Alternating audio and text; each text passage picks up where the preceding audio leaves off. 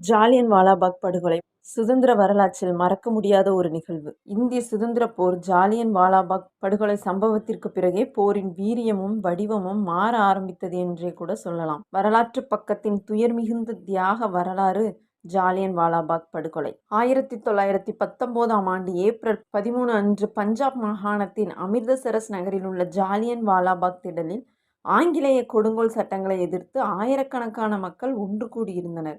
கூட்டத்தில் பெண்கள், குழந்தைகள், முதியோர்கள் என வயது வித்தியாசமே இன்றி பல்லாயிரக்கணக்கானோர் ஆங்கிலேய ஆட்சிக்கு முடிவு கட்ட வேண்டும் என்ற பெருங்கனவோடு அங்கு கூடியிருந்தனர். ஆனால் ஆங்கிலேய அரசுக்கோ வேறு கனவு இருந்தது. இந்த வாய்ப்பை பயன்படுத்திய இந்திய சுதந்திர போராட்டத்தை கொலைநடுங்க செய்ய வேண்டும் என்று திட்டம் தீட்டியிருந்தது. அதன்படி 4 பக்கமும் பெரும் சுவர்களால் ஆன ஒரே ஒரு வாசல் மட்டுமே கொண்ட அந்த ஜாலியன் வாலாபாக் திடலில் அமைதியாக நடந்து கொண்டிருந்த போராட்ட உரைகளுக்கு மத்தியில் ஆங்கிலேயரின் குண்டுமழை பொழிந்தது. ஆங்கில படையை தலைமை தாங்கி வந்த ஜெனரல் டயர் பாரபட்சமின்றி அங்கிருந்த போராட்டக்காரர்களை நோக்கி சுட உத்தரவிட்டான். அவன் உத்தரவிட்ட அடுத்த மாத்திரமே ஆங்கில துப்பாக்கி குழல்களின் ஓட்டையில் இருந்து 1600க்கும் அதிகமான குண்டுகள் சுதந்திர போராட்ட வீரர்களின் நெஞ்சை பிளந்தது. பலர் தப்பிக்க வழியின்றி அங்கிருந்த கிணற்றில் விழுந்து இறந்தனர். சிலர் கூட்டத்தில் சிக்கி நசுங்கி செத்தனர்.